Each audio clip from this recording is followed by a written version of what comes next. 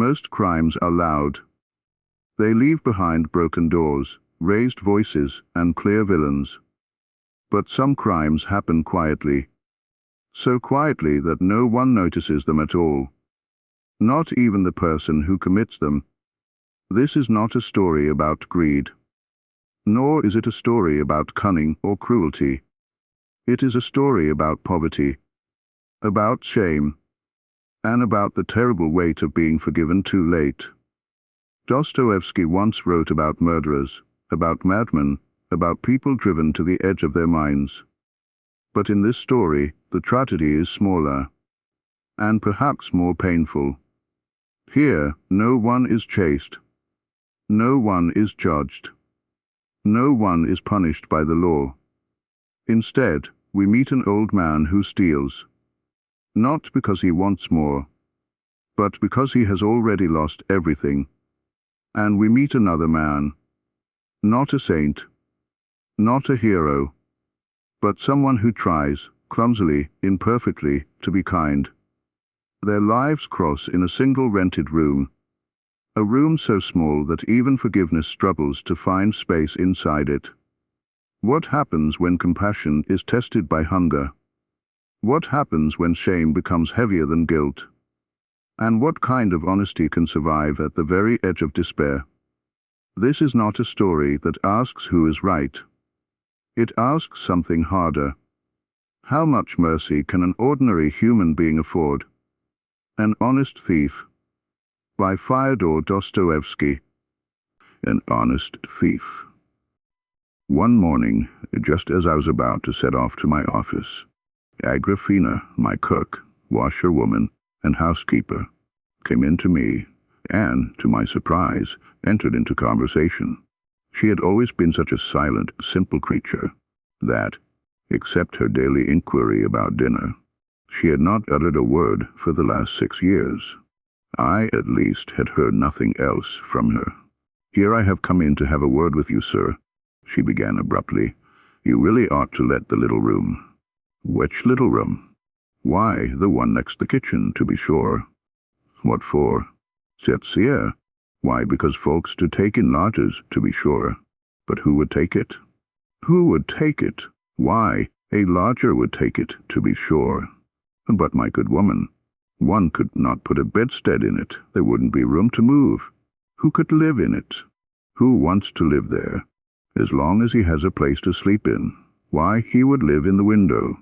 "In what window?" "In what window? As though you didn't know. The one in the passage, to be sure. He would sit there, sewing, or doing anything else. Maybe he would sit on a chair, too. He's got a chair, and he has a table, too. He's got everything. Who is he, then?" "Oh, a good man, a man of experience. I will cook for him, and I'll ask him 3 rubles a month for his board and lodging." After prolonged efforts, I succeeded at last in learning from Agrafena that an elderly man had somehow managed to persuade her to admit him into the kitchen as a lodger and boarder. Any notion Agrafena took into her head had to be carried out. If not, I knew she would give me no peace. When anything was not to her liking, she at once began to brood, and sank into a deep dejection that would last for a fortnight or 3 weeks. During that period my dinners were spoiled, my linen was mislaid, my floors went unscrubbed. In short, I had a great deal to put up with. I had observed long ago that this inarticulate woman was incapable of conceiving a project, of originating an idea of her own. But if anything like a notion or a project was by some means put into her feeble brain, to prevent its being carried out meant, for a time, her moral assassination. And so, as I cared more for my peace of mind than for anything else, I consented forthwith. "He has a passport anyway, or something of the sort?" "To be sure he has. He is a good man, a man of experience. 3 rubles he's promised to pay." The very next day the new lodger made his appearance in my modest bachelor quarters. But I was not put out by this. Indeed, I was inwardly pleased. I lead, as a rule, a very lonely hermit's existence. I have scarcely any friends. I hardly ever go anywhere. As I had spent 10 years never coming out of my shell, I had, of course, grown used to solitude. But another 10 or 15 years or more of the same solitary existence, with the same Agrafena, in the same bachelor quarters, was in truth a somewhat cheerless prospect, and therefore a new inmate, if well behaved, was a heaven-sent blessing. Agrafena had spoken truly. My lodger was certainly a man of experience. From his passport it appeared that he was an old soldier, a fact which I should have known indeed from his face. And old soldiers easily recognized. Astafy Ivanovitch was a favorable specimen of his class. We got on very well together. What was best of all, Astafy Ivanovitch would sometimes tell a story, describing some incident in his own life. In the perpetual boredom of my existence, such a storyteller was a veritable treasure. One day he told me one of these stories. It made an impression on me. The following event was what led to it. I was left alone in the flat. Both Astafy and Agrafena were out on business of their own. All of a sudden I heard from the inner room somebody, I fancied a stranger, come in. I went out. There actually was a stranger in the passage, a short fellow wearing no overcoat in spite of the cold autumn weather. What do you want? Does a clerk called Alexandrov live here? Nobody of that name here, brother. Goodbye. Why, the dvornik told me he was here, said my visitor, cautiously retiring towards the door. The os be off, brother. Get along. Next day after dinner, while Astafy Ivanovitch was fitting on a coat which he was altering for me, again someone came into the passage. I half opened the door. Before my very eyes, my yesterday's visitor, with perfect composure, took my wadded greatcoat from the peg and, stuffing it under his arm, darted out of the flat. Agrafena stood all the time staring at him, agape with astonishment and doing nothing for the protection of my property. Astafy Ivanovitch flew in pursuit of the thief, and 10 minutes later came back out of breath and empty-handed. He had vanished completely. Well, there's a piece of luck, Astafy Ivanovitch. It's a good job your cloak is left, or he would have put you in a plight, the thief. But the whole incident so impressed Astafy Ivanovitch that I forgot the theft as I looked at him. He could not get over it. Every minute or two he would drop the work by which he was engaged, and would describe over again how it had all happened, how he had been standing, how the grey coat had been taken down before his very eyes, that a yard away, and how it had come to pass that he could not catch the thief. Then he would sit down to his work again, then leave it once more, and at last I saw him go down to the dvornik to tell him all about it, and to upbraid him for letting such a thing happen in his domain. Then he came back and began scolding Agrafena.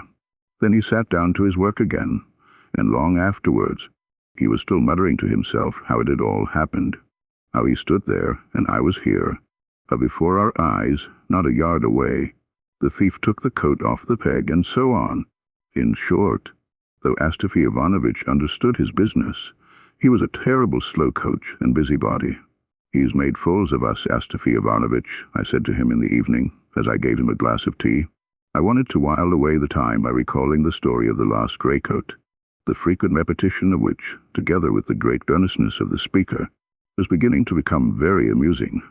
Fools indeed, sir. Even though it is no business of mine, I am put out. It makes me angry, though it is not my coat that was lost. To my thinking, there is no vermin in the world worse than a thief. Another takes what you can spare, but a thief steals the work of your hands, the sweat of your brow, your time. Ugh, it's nasty. One can't speak of it. It's too vexing. How is it you don't feel the loss of your property, sir? Oh, yes, you are right, Astafy Ivanovitch. Better if the thing had been burnt. It's annoying to let the thief have it. It's disagreeable. Disagreeable? I should think so. Yet, to be sure, there are thieves and thieves. And I have happened, sir, to come across an honest thief. An honest thief? But how can a thief be honest, Astafy Ivanovitch? There you are right indeed, sir. How can a thief be honest? There are none such. I only meant to say that he was an honest man, sure enough, and yet he stole. I was simply sorry for him. Why? How was that, Astafy Ivanovitch? It was about 2 years ago, sir. I had been nearly a year out of a place, and just before I lost my place, I made the acquaintance of a poor lost creature. We got acquainted in a public house. He was a drunkard, a vagrant, a beggar. He'd been in a situation of some sort, but from his drinking habits he had lost his work. Such a ne'er-do-well. God only knows what he had on. Often you wouldn't be sure if he'd a shirt under his coat. Everything he could lay his hands upon he would drink away. But he was not one to quarrel. He was a quiet fellow, a soft, good-natured chap, and he never asked. He was ashamed, but you could see for yourself the poor fellow wanted a drink, and you would stand it to him. And so we got friendly, that's to say. He stuck to me. He was all one to me. And what a man he was, to be sure. Like a little dog he would follow me. Wherever I went, there he would be, and all that after our first meeting. And he has been as a thread paper. At first it was, let me stay the night. Well, I let him stay. I looked at his passport too. The man was all right. Well, the next day, it was the same story. And then the third day he came again, and sat all day in the window, and stayed the night. Well, thinks I, he is sticking to me. Give him food and drink and shelter at night too. Here am I, a poor man, and a hanger-on to keep as well. And before he came to me, he used to go in the same way to a government clerk's. He attached himself to him. They were always drinking together. But he, through trouble of some sort, drank himself into the grave. My man was called Emelian Ilyich. I pondered and pondered. What was I to do with him? To drive him away I was ashamed. I was sorry for him. Such a pitiful, God-forsaken creature, I never did set eyes on, and not a word said either. He does not ask, but just sits there and looks into your eyes like a dog. To think what drinking will bring a man down to. I kept asking myself, how am I to say to him, you must be moving. Emelianushka, there's nothing for you here. You've come to the wrong place. I shall soon not have a bite for myself. How am I to keep you two? I sat and wondered what he'd do when I said that to him. I seemed to see how he'd stare at me. If he were to hear me say that, how long he would sit and not understand a word of it.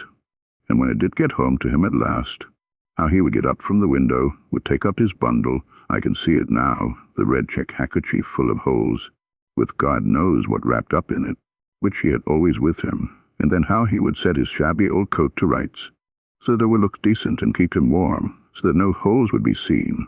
He was a man of delicate feelings, and how he'd open the door and go out with tears in his eyes.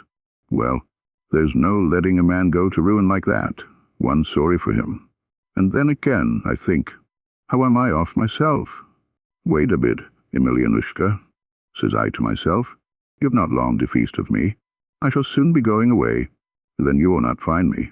Well, sir, our family made a move, and Alexander, the Limonovich, my master, now deceased, God rest his soul, said, I am thoroughly satisfied with you, Astafy Ivanovitch. We come back from the country. We will take you on again. I had been butler with them. A nice gentleman he was, but he died that same year. Well, after seeing him off, and took my belongings, what little money I had, and I thought I'd have the rest for a time. So I went to an old woman I knew, and I took a corner in her room. There was only one corner free in it. She'd been a nurse, so now she had a pension in a room of her own. Well, now goodbye, Emelianushka, thinks I. You won't find me now, my boy. And what do you think, sir? I had gone out to see a man I knew, and when I came back in the evening, the first thing I saw was Emelianushka. There he was, sitting on my box, in his check bundle beside him. He was sitting in his ragged old coat, waiting for me, and to while away the time he had borrowed a church book from the old lady, and was holding it wrong side upwards. He'd scented me out. My heart sank. Well, thinks I, there's no help for it. Why didn't I turn him out at first? So I asked him straight off, have you brought your passport, Emelianushka? I sat down on the spot, sir, and began to ponder. Will a vagabond like that be very much trouble to me? And on thinking it over, it seemed he would not be much trouble. He must be fed, I thought. Well, a bit of bread in the morning, and to make it go down better, I'll buy him an onion. At midday, I shall have to give him another bit of bread and an onion, and in the evening, onion again with glass, with some more bread if he wanted it, and if some cabbage soup were to come our way, then we shall both have their fill. I am no great eater myself, and a drinking man, as we all know, never eats. All he wants is herb brandy or green vodka. He'll ruin me with his drinking, I thought. But then another idea came into my head, sir. It took great hold on me. So much so that if Emelianushka had gone away, I should have felt I had nothing to live for, I do believe. I determined on the spot to be a father and guardian to him. I'll keep him from ruin, I thought. I'll wean him from the glass. You wait a bit, thought I. Very well, Emelianushka, you may stay, only you must behave yourself. You must obey orders. Well, thinks I to myself, I'll begin by training him to work of some sort, but not all at once. Let him enjoy himself a little first, and I'll look round and find something you are fit for, Emelianushka. For every sort of work a man needs a special ability, you know, sir. And I began to watch him on the quiet. I soon saw Emelianushka was a desperate character. I began, sir, with a word of advice. I said this and that to him. Emelianushka, said I, you ought to take a thought and mend your ways. Have done with drinking. Just look what rags you go about in. That old coat of yours, that make bold to say so, is fit for nothing but a sieve. A pretty state of things. It's time to draw the line, sure enough. Emelianushka sat and listened to me, with his head hanging down. Would you believe it, sir? It had come to such a pass with him. He lost his tongue through drink, and could not speak a word of sense. Talk to him of cucumbers, and he'd answer back about beans. He would listen and listen to me, and then heave such a sigh. What are you sighing for, Emelian Ilyitch? I asked him. Oh, nothing. Don't you mind me, Astafy Ivanovitch. Do you know there were 2 women fighting in the street today? Astafy Ivanovitch? One upset the other woman's basket of cranberries by accident. Well, and what of that? And the second one upset the other's cranberries on purpose, and trampled them underfoot too. Well, and what of it, Emelian Ilyitch? Why, nothing, Astafy Ivanovitch. I just mentioned it. Nothing. I just mentioned it. Emelianushka, my boy, I thought. You squandered and drunk away your brains. And do you know a gentleman dropped a money note on the pavement in Gohorovy Street? No, it was Sadovy Street. And a peasant saw it and said, that's my luck. And at the same time another man saw it and said, no, it's my bit of luck. I saw it before you did. Well, Emelian Ilyitch? And the fellows had a fight over it, Astafy Ivanovitch. But a policeman came up, took away the note, gave it back to the gentleman, and friend to take up both the men. Well, but what of it? What is there edifying about it, Emelianushka? Why, nothing, to be sure. Folks laughed, Astafy Ivanovitch. Ah, Emelianushka, what do the folks matter? You've sold your soul for a brass farthing. But do you know what I have to tell you, Emelian Ilyitch? What, Astafy Ivanovitch? Take a job of some sort. That's what you must do. For the 100th time I say to you, set to work. Have some mercy on yourself. What could I set to do, Astafy Ivanovitch? I don't know what job I could set to, and there is no one who would take me on, Astafy Ivanovitch. That's how you came to be turned off, Emelianushka, you drinking man. And do you know Vlas, the waiter, was sent for the office today, Astafy Ivanovitch? Why did they send for him, Emelianushka? I asked. I could not say why, Astafy Ivanovitch. I suppose they wanted him there, and that's why they sent for him. Ah, thought I, we are in a bad way, poor Emelianushka. The Lord is chastising us for our sins. Well, sir, what is one to do with such a man? But a cunning fellow he was, and no mistake. He'd listen and listen to me. But at last I suppose he got sick of it. As soon as he sees I am beginning to get angry, he'd pick up his old coat, and out he'd slip and leave no trace. He'd wander about all day and come back at night drunk. Where he got the money from, the Lord only knows. I had no hand in that. No, said I. Emelian Ilyitch, you'll come to a bad end. Give over drinking. Mind what I say now. Give it up. Next time you come home in liquor, you can spend the night on the stairs. I won't let you in. After hearing that threat, Emelianushka sat at home that day and the next. But on the 3rd he slipped off again. I waited and waited. He didn't come back. Well, at least I didn't mind owning I was in a fright, and I felt for the man too. What have I done to him, I thought. I scared him away. Where's the poor fellow gone to now? He'll get lost, maybe. Lord have mercy upon us. Night came on. He did not come. In the morning I went out into the porch. I looked, and if he hadn't gone to sleep in the porch, there he was with his head on the step and chilled to the marrow of his bones. What next, Emelianushka? God have mercy on you. Where will you get to next? Why, you were sort of angry with me, Astafy Ivanovitch, the other day. You were vexed and promised to put me to sleep in the porch. So I didn't sort of venture to come in, Estefy Ivanovitch, and so I lay down here. I did feel angry and sorry, too. Surely you might undertake some other duty, Emelianushka, instead of lying here guarding the steps, I said. Why, what other duty, Estefy Ivanovitch? You lost soul. I was in such a rage, I called him that. If you could but learn tailoring work, look at your old rag of a coat. It's not enough to have it in tatters. You are sweeping the steps with it. You might take a needle and boggle up your rags, as decency demands. Ah, you drunken man. What do you think, sir, he actually did to take a needle? Of course I said it in jest. But he was so scared he set to work. He took off his coat and began threading the needle. I watched him, as you may well guess. His eyes were all red and bleary, and his hands are all a-shake. He kept shoving and shoving the thread and could not get it through the eye of the needle. He kept screwing his eyes up and wetting the thread and twisting it in his fingers. It was no good. He gave it up and looked at me. Well, said I, this is a nice way to treat me. If there have been folks by to see, I don't know what I should have done. Why, you simple fellow, I said it in joke, as a reproach. Give over your nonsense, God bless you. Sit quiet and don't put me to shame. Don't sleep on my stairs and make a laughing-stock of me. Why, what am I to do, Estefy Ivanovitch? I know very well I am a drunkard and good for nothing. I can do nothing but vex you, my benefactor. And at that his blue lips began all of a sudden to quiver, and a tear ran down his white cheek and trembled on his doubly chin. And then poor Emelianushka burst into a regular flood of tears. Mercy on us. I felt as though a knife were thrust into my heart. The sensitive creature. I'd never have expected it. Who could have guessed it? No, Emelianushka, thought I. I shall give you up altogether. Isn't go your way like the rubbish you are. No, sir.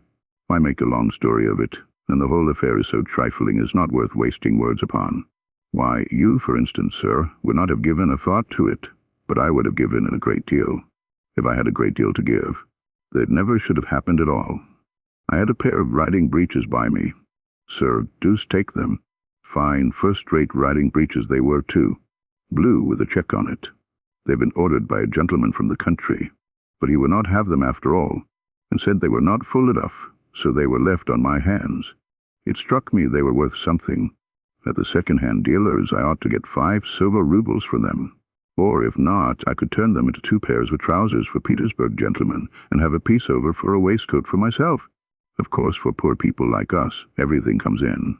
And it happened just then that Emelianushka was having a sad time of it. There he sat day after day. He did not drink, not a drop passed his lips, but he sat and moped like an owl. It was sad to see him. He just sat and brooded. Well, thought I, either you've not a copper to spend, my lad, or else you turning over a new leaf of yourself. You've given it up. You listen to reason. Well, sir, that's how it was with us. And just then came a holiday. I went to Vespers. When I came home, I found Emelianushka sitting in the window, drunk and rocking to and fro. Ah, so that's what you've been up to, my lad. And I went to get something out of my chest. And when I looked in, the breeches were not there. I rummaged here and there. They'd vanished. When I'd ransacked everywhere and saw they were not there, something seemed to stab me to the heart. I ran first to the old dame and began accusing her of Emelianushka. And not the faintest suspicion, but there was cause for it in his sitting there drunk. No, said the old body, God be with you, my fine gentleman. What good are riding breeches to me? Am I going to wear such things? Why, a skirt I had lost the other day through a fellow of your sort. I know nothing. I can tell you nothing about it, she said. Who has been here? Who has been in? I asked. Why, nobody has been, my good sir, says she. I've been here all the while.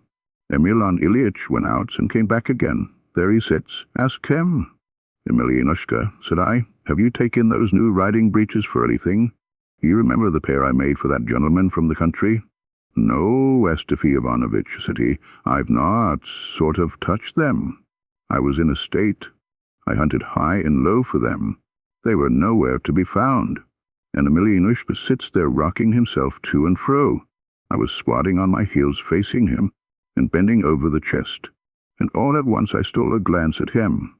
Alack, I thought, my heart suddenly grew hot within me, and I felt myself flushing up too. And suddenly Emelianushka looked at me. "No, Estety Ivanovitch," said he. "Those riding breeches of yours, maybe. You are thinking, maybe, I took them, but I never touched them.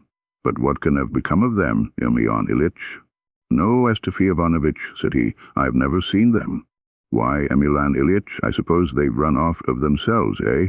"Maybe they have, Estefy Ivanovitch." When I heard him say that, I got up at once, went up to him, lighted the lamp and sat down to work to my sewing. I was altering a waistcoat for a clerk to live below us. And wasn't there a burning pain and ache in my breast? I shouldn't have minded so much if I'd put all the clothes I had in the fire. Emelianushka seemed to have an inkling of what rage I was in. When a man is guilty, you know, sir, he scents trouble far off, like the birds of the air before a storm. "Do you know what, Astafy Ivanovitch?" Emelianushka began, and his poor old voice was shaking as he said the words. "Antip Prohorich, the apothecary, married the coachman's wife this morning, who died the other day." I did give him a look, sir, a nasty look it was. Emelianushka understood it too. I saw him get up, go to the bed, and begin to rummage there for something. I waited. He was busy there a long time, and kept muttering all the while. "No, not there. Where can the blessed things have got to?" I waited to see what he'd do. I saw him creep under the bed on all fours. I couldn't bear it any longer. "What are you crowing about under the bed for?" "Emelyan Ilyitch," said I. "Looking for the breeches, Estefy Ivanovitch. Maybe they've dropped down there somewhere." "Why should you try to help a poor simple man like me?" said I. "Calling on your knees for nothing, sir." I called him that in my vexation. "Oh, never mind, Estefy Ivanovitch. I'll just look. They'll turn up, maybe, somewhere." "Good," said I. "Look here, Emelyan Ilyitch." "What is it, Estefy Ivanovitch?" said he. "Haven't you simply stolen them from me, like a thief and a robber, in return for the bread and salt you've eaten here?" said I. I felt so angry, sir, at seeing him fooling about on his hands before me. "No, Estefy Ivanovitch." And he stayed lying as he was on his face under the bed. The long time he lay there, and then at last crept out. I looked at him, and the man was as white as a sheet. He stood up and sat down near me in the window, and sat so for some 10 minutes. "No, Estefy Ivanovitch," he said, and all at once he stood up and came towards me. And I can see him now. He looked dreadful. "No, Estefy Ivanovitch," said he. "I never sort of touched your breeches." He was all of his shake, poking himself in the chest with a trembling finger, and his poor old voice shook so that I was frightened, sir, and sat as though I was rooted to the window-seat. "Well, Emelyan Ilyitch," said I, "as you will. Forgive me if I, in my foolishness, have accused you unjustly. As for the breeches, let them go hang. We can live without them. We still our hands, thank God. We need not go thieving or begging from some other poor man. You'll earn our bread." Emelianushka heard me out, and went on standing there before me. I looked up, and he had sat down, and there he sat all the evening without stirring. At last they lay down to sleep. Emelianushka went on sitting in the same place. When I looked out in the morning, he was lying curled up in his old coat on the bare floor. He felt too crushed even to come to bed. Alas, sir, I felt no more liking for the fellow from that day. In fact, for the first few days I hated him. I felt, as one may say, as though my own son had robbed me, and done me a deadly hurt. "Ah," thought I, Emelianushka, and Emelianushka, sir, went on drinking for a whole fortnight without stopping. He was drunk all the time, and regularly besotted. He went out in the morning and came back late at night, and for a whole fortnight I didn't get a word out of him. It was as though grief was gnawing at his heart, or as though he wanted to do for himself completely. At last he stopped. He must have come to the end of all he'd got. Then he sat in the window again. I remember he sat there without speaking for 3 days and 3 nights. All of a sudden I saw that he was crying. He was just sitting there, sir, and crying like anything, a perfect stream, as though he didn't know how his tears were flowing. Into sad things, sir, to see a grown-up man, and an old man too, crying from woe and grief. "What's the matter, Emelianushka?" said I. He began to tremble so that he shook all over. I spoke to him for the first time since that evening. "Nothing, Estefy Ivanovitch." "God be with you, Emelianushka. What's lost is lost. Why are you moping about like this?" I felt sorry for him. "Oh, nothing, Estefy Ivanovitch. It's no matter. I want to find some work to do, Estefy Ivanovitch." "And what sort of work, pray, Emelianushka?" "Why, any sort. Perhaps I could find a situation, such as I used to have, I've been already to ask Fyodor Ivanovich. I don't think to be a burden on you, Astafy Ivanovich. I can find a situation, Astafy Ivanovich, to not pay it all you back, and make you return for all your hospitality. Enough, Emelianushka, enough. Let bygones be bygones, and no more to be said about it. Let us go on as we used to before. No, Astafy Ivanovich, you, maybe, think, but I never touched your riding breeches. Well, have it your own way. God be with you, Emelianushka. No, Astafy Ivanovich, I can't go on living with you, that's clear. You must excuse me, Astafy Ivanovich. Why, God bless you, Emelian Ilyich. Was offending you and driving you out of the place. Am I doing it? No, it's not the proper thing for me to live with you like this, Astafy Ivanovich. I'd better be going. He was so hurt, it seemed. He stuck to his point.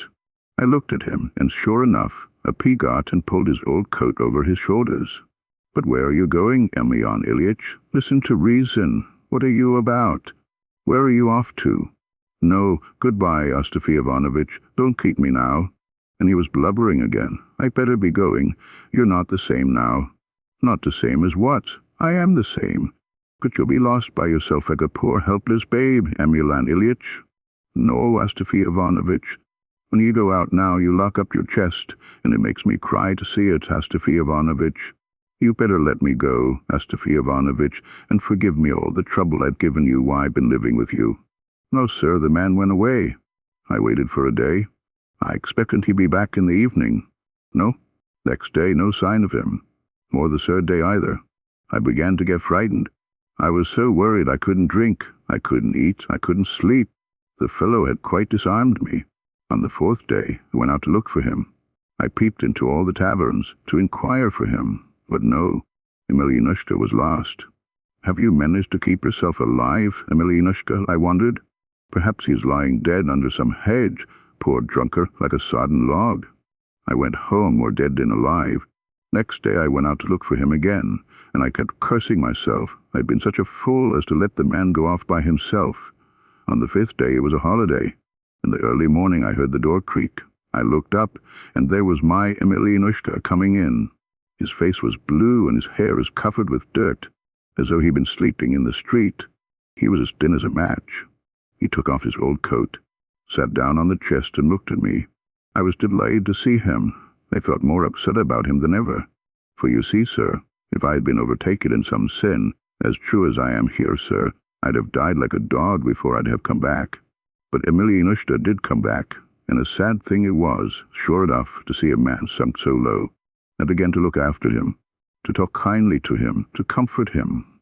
Well, Emelianushka, said I am glad you've come back.